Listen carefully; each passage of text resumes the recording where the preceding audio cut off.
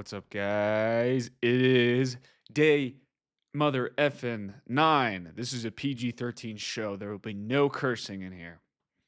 Fuck! All right, so today we are looking at uh, an entertainer style email. That's what I'm calling this, okay? Some stuff I'm making up as I go, okay? All right, that's what life is, okay? Everyone's making shit up as they go. But seriously, um, Daniel Throssell, if you're not subscribed to his newsletter, I think it's persuasivepage.com. You can go over there and you can subscribe. All of his emails are entertaining. He does a lot of storytelling and he's just a personality. So this kind of email, kind of like Ben Settle, you're not afraid of being maybe a little controversial or a little different or really just yourself. And involving storytelling to connect what you're talking about to your product. And you'll see today, even though it's kind of irrelevant to the product itself, if you know how to talk about something that's this hot topic, which for him, he's talking about copywriting because he's a copywriter and marketer, right? And I use a lot of copywriting examples because they have the best emails because they're copywriters and marketers, but it doesn't really matter what your industry is. If you send emails out to your list and you're not afraid of kind of having a personality, even if you're not like front facing, like you're a person, one guy or one girl, like woman talking to your organization, you might be facing as a we, right? Like the same way Wendy's does to people, but you have personality, and it's the same thing here. Okay, kind of rambling. It's been 2 minutes. Let's get into it. All right. Okay, so this one is about AI copywriting. So subject line is the state of AI in copywriting. I've been saying this all along. So this is a hook. This is a hot topic. No matter what, I'm always curious in AI stuff. I you, uh, I don't really. I'm not afraid of AI anymore. I think AI is good, but it also kind of sucks. It's actually fucked me uh, a few times. So because I overly trusted it. So it's probably not going to take your job unless you really suck at your job. But a lot of people have fear around that. So that's what he's kind of playing on here. And that subject line really good, really relevant to his reader base, right? So right away, this is hooked. The first line of his email. There's this funny trend I've noticed about the copywriting world, about how the copywriting world has reacted to AI and asked you for money as a result over the years since ChatGPT hit the scene. So this is a real thing, right? It's a hot one. AI copywriting is a hot topic, but people are using AI to make money off you. This is always the case. It's never going to change. Whenever something new and fresh comes to the scene, people will be like selling you prompts or selling you courses on how to use it. And that's what's been happening. And it's crazy to see. And it's not really a right or wrong thing. It's just people making money. And if you can offer value at the same time, that's great. All right. A lot of personal opinion today. A lot of, yeah, why not? This is my fucking YouTube channel, okay? All right. So, okay. 2022. Oh my God, AI can write English. We're all going to die and lose our jobs. It's going to change the industry. Just wait 2 years, bro. Give it 2 years. You're all dead. You'll see. Just 2 years. I've been warning everyone about this all along. That was kind of 2022 TBH, even like a little bit of 2023. Around when I started copywriting, like around this time, that was the thing. I came on to copywriting when all of this was going down, and I was like, "Holy shit!" But I even stuck with it, and everything's fine. So, anyways, AI is like the internet 20 years ago. You can't stick your head in the sand and ignore it. It's gonna wipe out anyone who doesn't adapt. By the way, if you want to learn to adapt, just buy my prompt pack for $97 and see my proven A-list prompts for writing copy. Because if you don't adapt, start using AI, you're dead, which I've been saying all along. 2024, lol, ChatGPT sucks. GPT copy is crap. Clients don't want it.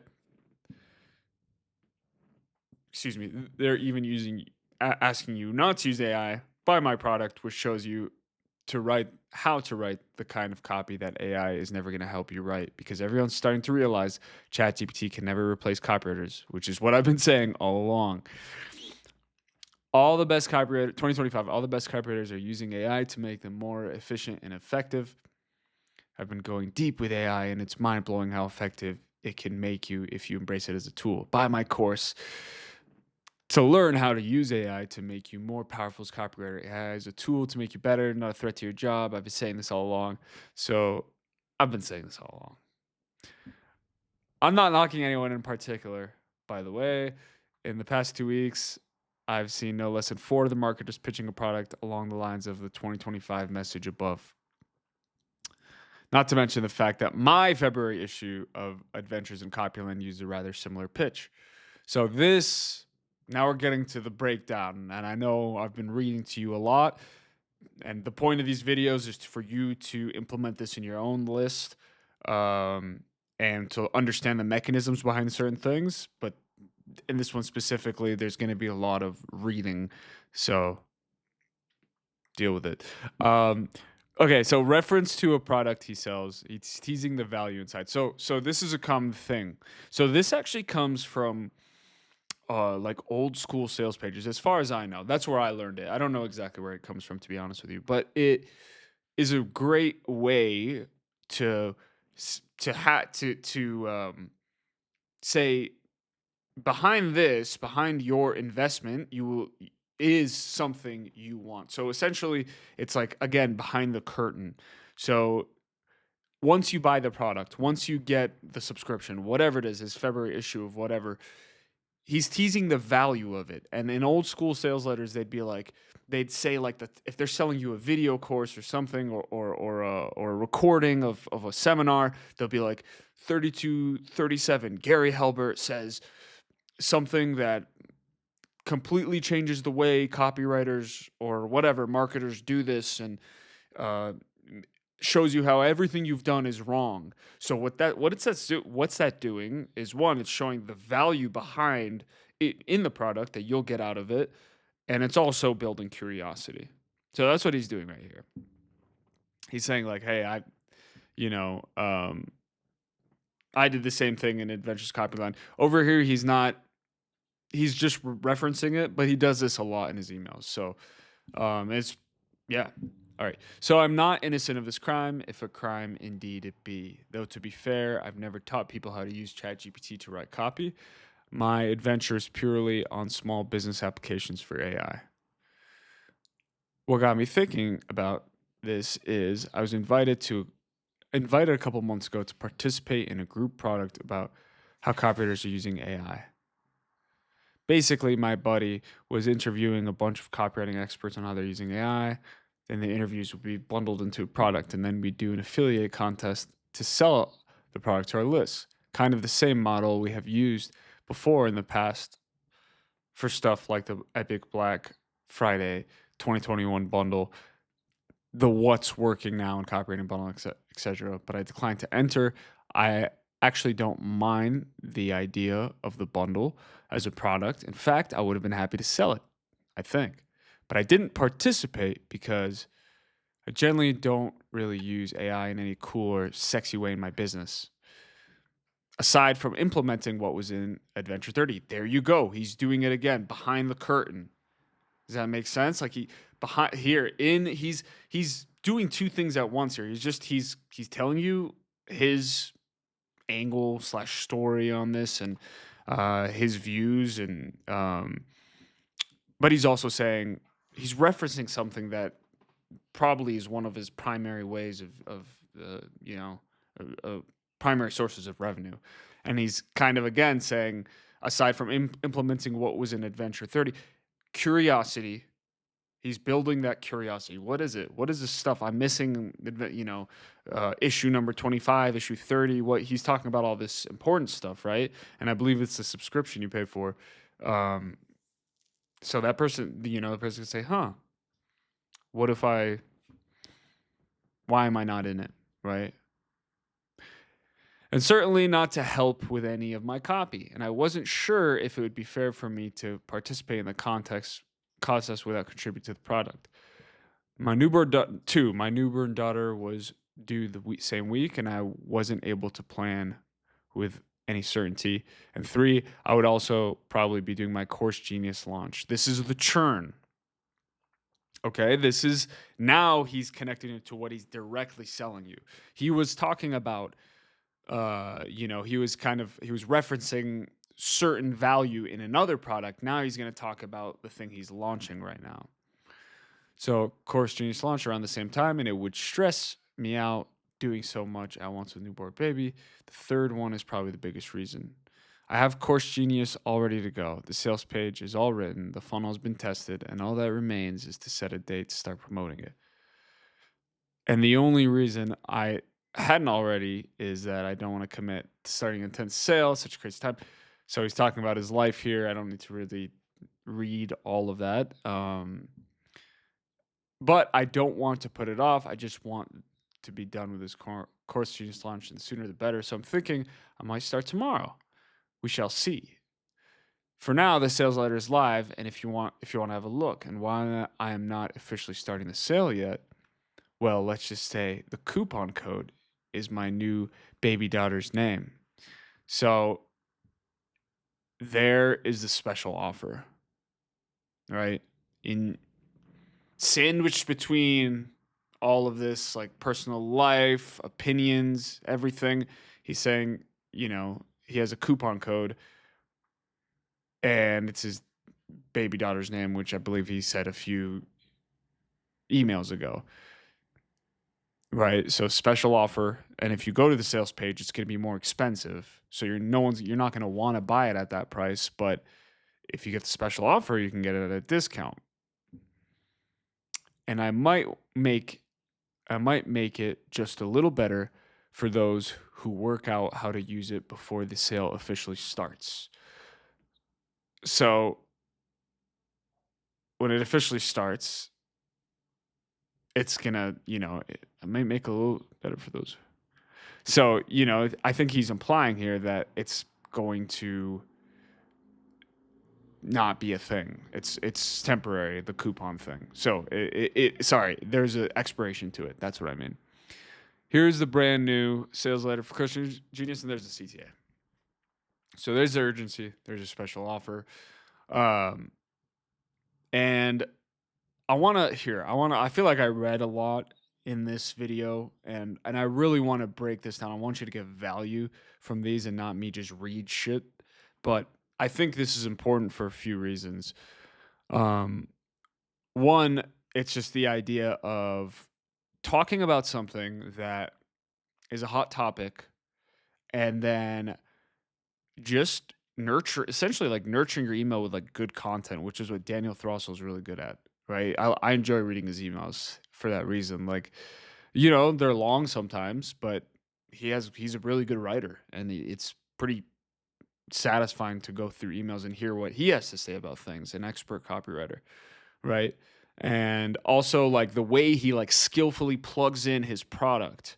I think that's really important, versus just directly selling all the time. And even in a course launch that he's getting ready for that isn't like official yet, he's teasing, he's building that hype around it. And what's really interesting before we end this, what's really interesting I think is, hold on, is this video still on? Is this still on? Okay, let me go over here, show you guys. Actually, hold on, I'm gonna pause this. Okay, I am back. I'm back. All right. I'm gonna go to this side here so you guys can actually see this. Okay, there we go. All right. So 5 levels of awareness. This is from Breakthrough Advertising, Eugene Schwartz, which is, people think it's like one of the most important books in marketing. And essentially, before you sell something to someone, you need to get them from unaware to aware of their problem, to aware of the solution, to product aware, and most aware. Now, essentially, the more someone knows that they have a problem, the more they're likely to pay you money for it. So if you go to someone on the street and you try to sell them something and they don't think they need it, then they're not going to buy from you. Unless they're willing to make a charitable donation, they don't need what you have. But if you show them that they can't live without this for whatever reason, right? Let's say it's like a guy selling, like on the side of the street, he's selling like one of those things that chops up vegetables a lot easier, right? And it saves so much time. Until that point, most people walking by just use a knife, and that's just their life, right? They cut up onions, whatever, potatoes. But this guy takes you from unaware, and he could be stories, it could be just entertainment. He pulls you in by not by just selling to you immediately, but then showing you, demonstrating, or telling a story or whatever it is, and showing you why this is something, what problem this solves. So then that gets them to think like, okay, there is a problem that I have, and I actually might need that, and that is the solution. So it's taking you from one stage to the next, and then product aware, right? And they're like, oh, that's the product that I can buy, and then most aware. What's going to take them off that fence, so to speak, is the product, as the price, special offer. Like, hey, if you buy two, I'll make it $10. If you buy one, it's $8, whatever, right? People love a special offer. So, reason why I'm saying this is the following. That email I showed you, it does that. With every email he's sending, he's taking you from unaware to most aware. His emails before that are talking about the problems that Course Genius solves, right? For launching a course, for whatever it is. And as he takes you further down, that email was more of a most aware thing, right? And I'm not going to take you through every email, but he was talking about the offer at the very end, right? And how to get it for cheaper. So that's the same thing with your email marketing. That's the point here. From the beginning, you're going to talk about the problem, what you're solving, and you're getting people to identify with that problem in some way, shape, or form, and see the solution that you offer. And that's the cool thing about emails, is you can do that through a multitude of emails, so many emails. You don't have to do that right away. That's why, like, course launches, it's like a week, 2 weeks out. You're talking about the problem. That doesn't mean that you could immediately give them CTA right off the first email, but the first one isn't going to be a special offer right away, typically, right? It's going to be the problem that you solve for this specific person. And I just spit on my mic right there. Isn't that beautiful? So I can nerd out about this kind of stuff. I don't know why, to be honest with you, but human psychology is very interesting to me. And that is essentially what a lot of people do through their emails, right? They're increasing that level of awareness. So I just wanted to share that. And, we went a little long with this email, but hey, man, whatever. If you're watching this and you're taking a shit, I appreciate you. If you're not, I also appreciate you. So, all right, that's it for today. Peace.